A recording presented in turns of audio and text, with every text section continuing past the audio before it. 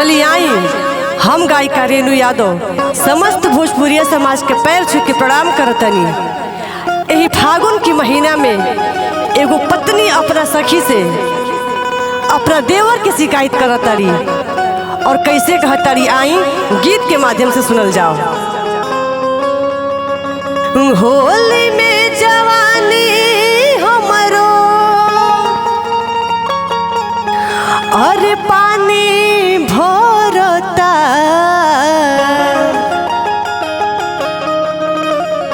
कि होली में जवानी हमरो और पानी भरता कि सखी पियवा नहीं खनी घरे देवर छेड़ खानी करता। लेकिन आवे की बा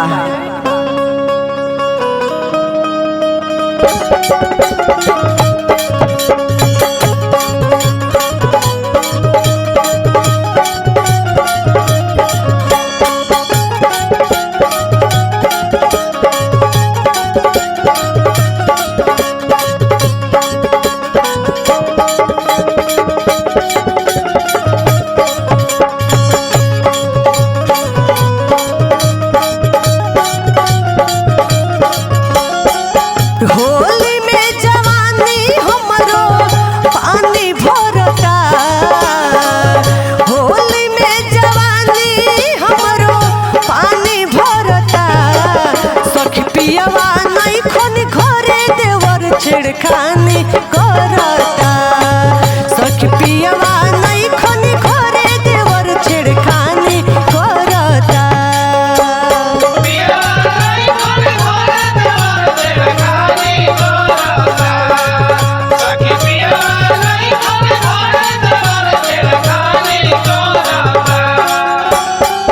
लेकिन मेहरारू अपना सखी से कहतारी सैया फागुन में काहे न अइले हो।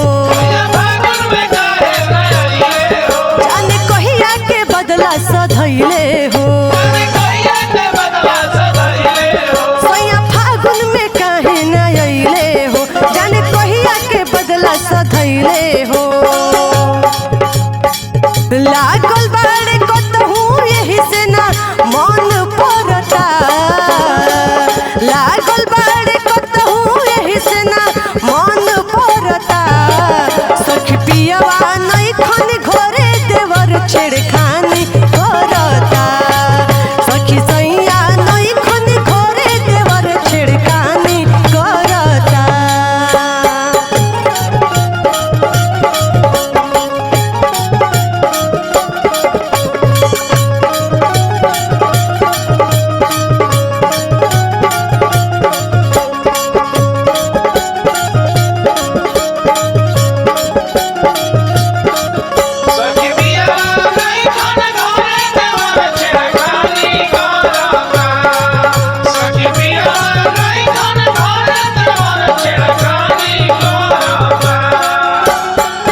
गाना के अंतिम भाव बा खोजे होलिया में देहिया सजनवा के हो।